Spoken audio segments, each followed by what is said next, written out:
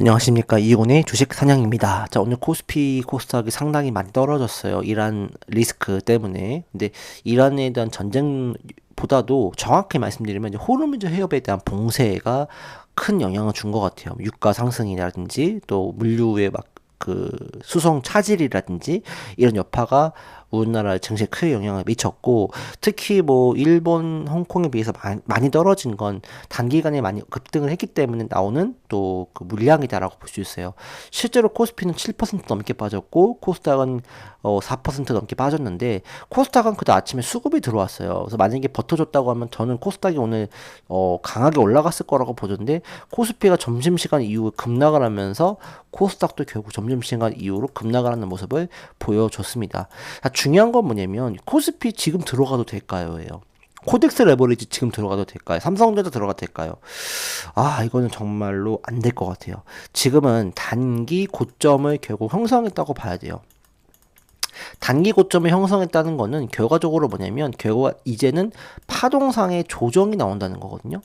그러니까 파동상의 조정이라는 거는 한 달에 될 수 있고 3개월이 될 수 있는 거기 때문에, 그리고 지금 어쨌든 수급적으로 봐도 얼마나 좀 좋지 않은 거 아시잖아요. 그쵸? 지금 코스피 같은 경우 오늘 5억을 넘게 팔았어요, 외인들이. 그리고 그 어제는, 그러니까 27일 날에는 7조를 팔았어요. 그러니까 이틀 만에 12조를 넘게 파는 거예요. 그런 상황인데 그렇다고 해서 개인들이 좀 끌어올릴 수 있는 힘이 있을까요? 여기서? 외인들도 팔고 기관도 이제 순매도로 전환을 했어요. 그러면 개인들이 추가로 뭐 더 큰 자금을 들어서 끌어올릴 수 있을까요?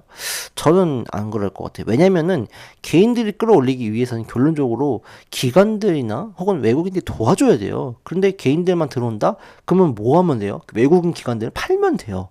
왜?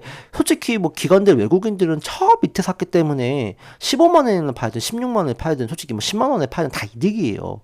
근데 지금 이 개인들이 들어온다고 하면 제가 말씀드렸죠. 결국 뭐예요? 받쳐준다는 거니까, 받쳐준다는 거예요. 팔 때 개인들이 받쳐주는 꼴밖에 안 된다는 거예요. 그러니까 잔인한 말씀으로는 방패막이가 되는 거예요.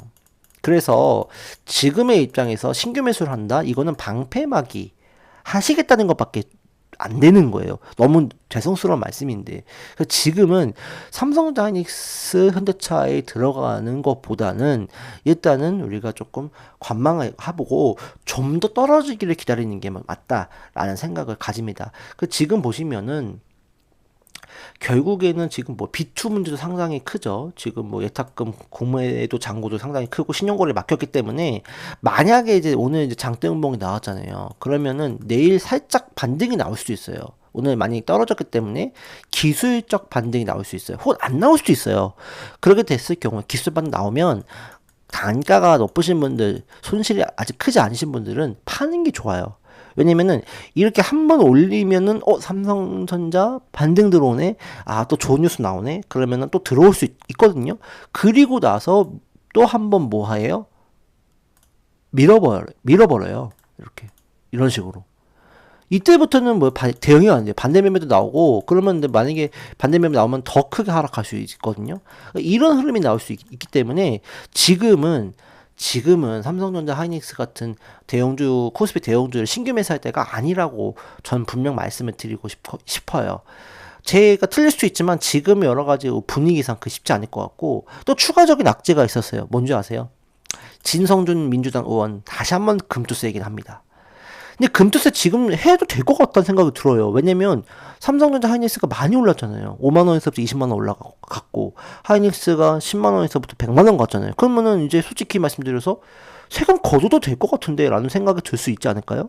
저는 물론 그렇게 생각하지 않지만 실제적으로 많이 올라갔잖아요. 물론 개인들 수익이 많이 안 났겠지만, 그러면 금투세 될 수도 있겠다?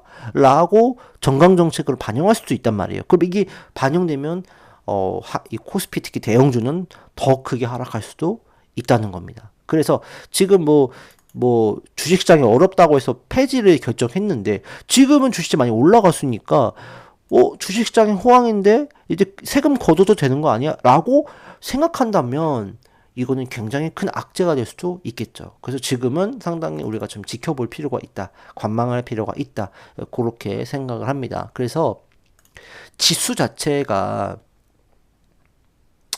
뭐 코스피 같은 경우는 오늘 뭐 장대 음봉 나왔고 특히 월초 음봉이에요. 그러니까 우리가 월을 시작할 때 첫날이나 둘째 거래일에 강하게 올라가거나 떨어지는 거 잘 봐야 되는 이유가 결과적으로 월초의 에너지가 그 달의 에너지를 결정하게 돼 있거든요. 그래서 월초에 강한 음봉이 나왔다는 거는 이 달은 결국 뭐예요? 하락에 대한 시그널이 강하다는 거예요. 그러니까 결과적으로 어떻게 돼요? 하락하고 올라갔다가 하락하고 올라갔다가 하락하고 이거 뭐예요? 결론적으로는 하락하는 거잖아요. 이런 흐름이 나올 수 있는 거예요. 그러니까 이 말은 뭐예요? 오늘은 음봉 나왔어요. 내일은 양봉 나왔어. 내일 모레는 더 밀리는 거예요. 이런 식의 움직임이 나올 수 있다는 거예요. 그래서 지금 월초 음봉이기 때문에 굉장히 주의를 해야 되는 구간이고 또 하나 지금 현재까지 제가 말씀드렸지만 코스피를 보시면 어때요? 거래 대금이거든요. 거래 대금. 거래 대금이 어때요? 이 구간에서부터 엄청 늘었고 엄청 늘었죠. 여기가 A 구간이고 B 구간이고 C 구간이면 A보다 B가 많고 B보다 C가 많죠. 그러니까 이거 말은 무슨 말이에요? 코스피가 올라갈 때 매수하는 세력도 많았지만 매도하는 세력도 많았다는 거예요. 그러면은 결론적으로 이 매수하는 세력의 힘이 약해진다고 하면 매도세가 더욱더 강해지겠죠. 그러면 더 크게 하락할 수도 있는 거예요. 그러니까 만약에 이게 좋다 그러면 매도 세력이 적어야 되는 게 맞죠. 근데 지금은 뭐예요? 올라가면 올라갈수록 매도 세력도 많아졌다는 거는 누군가, 특히 외국인이 되겠죠? 외국인들은 고점으로 인식을 하고 매도를 했다는 거예요. 외국인들은 어느 정도 매도를 많이 한 것 같아요. 그러면 다음은 누굴까요? 기관이 되겠죠. 그러면 기관은 왜 매도할까요? 삼성전자를 높게 산 거 아닐까요? 기관은요, 삼성전자를 저 밑바닥부터 들고 있어요. 5만원, 4만원, 3만원, 2만원 들고 있다니까요. 그러니까 굳이 지금에 팔든 더 밑에서 팔아도 기관들은 무조건 이득입니다. 그렇기 때문에 기관들이 팔기 위해서는 누가 총알바지가 돼야 될까요? 개인들이 총알바지 돼야 되는 거. 잔인한 말로는요. 이게 떨어지면은 오히려 안 팔아요. 장대 음봉이 이렇게 나오면은 안 판다니까요. 오히려 있잖아요. 장대 음봉 나왔고 다음날 반등 나오잖아요. 이때 팔아요. 이때. 개인들이 막 들어오거든요. 반등 나온다. 이제 다시 올라가나 보다. 라고 반등 들어올 때 기관들은 매도 칠 겁니다. 잘 보세요, 이제. 자, 그러면은 어떻게 될까요? 올라간 척 하다가 또 밀리고, 그죠? 악재가 나와서 밀리고, 맵에 나와서 밀리고, 이런 어떤 계단식 하락의 흐름이 나올 수 있다는 겁니다. 그래서 지금은 신규 매수의 자리는 아니다. 그러니까 오히려 뭐 코스피 기준으로 뭐 5,500, 5,000에 들어간다고 하면은 그때부터는 고민을 해도 되겠지만 아직까지는 코스피를 매수할 그런 포인트는 아니다. 그래서 일단 적어도 5,000포인트 초반까지는 밀려줘야지 고민해 볼 자리가 나온다. 물론 그 중간 반등은 나온다니까요. 나오는데 이게 찐반등이냐 아니냐 아니라고 본다는 거죠. 반등 나왔을 때 한 번 더 밀린다니까요. 이런 식으로. 그때 우리가 더 큰 충격이 왔을 때 그때 매수할 포인트가 나올 것 같아요. 그러니까 아직은 그 자리가 안 왔다는 겁니다. 그걸 참고해 주시면 좋을 것 같고요. 대신에 이제 코스닥 같은 경우는 좀 수급이 들어왔어요. 외국인들 5,500원 순매수, 기관 2,800원 순매수 들어왔는데 코스피보다는 코스닥 쪽이 그나마 조금 이란 리스크로부터는 조금 거리가 있기 때문에 그나마 코스닥 쪽이 좀 낫다. 그러면 이제 3월 13일 날에 코스닥 액티브 ETF 출시되니까 수급이 더 들어올 수 있다. 이렇게 볼 수 있으니까 그래서 코스닥 쪽으로 차라리 보는 게 낫겠다. 그래서 오늘 말씀드렸던 종목이 뭐예요? 어제 말씀드렸던 3월 추천주가 뭐였죠? 올릭스. 올릭스 같은 경우도 오늘 급등을 했었어요. 빠지긴 했지만 에임드 바이오 오늘 18% 했고 빠졌지만 어쨌든 강하게 올라갔죠. 그러니까 여러 바이오 종목군들이 그나마 좀 낫지 않을까라는 생각을 좀 가져봅니다. 그래서 지금은 신규 매수는 절대 안 된다. 코스피 대형주는 특히 신규 매수 절대 안 된다. 그래서 코스피 흐름을 좀 봐야 되고 어쨌든 호르몬 해협의 봉쇄가 좀 풀려야 됩니다. 그래서 풀리는 걸 좀 봐야 되는데 어쨌든 트럼프와 이란이 결론적으로는 좀 쉽게 화해를 할 상황은 아니기 때문에 지금은 오히려 사실은 제가 이런 말씀을 드리고 싶지 않았지만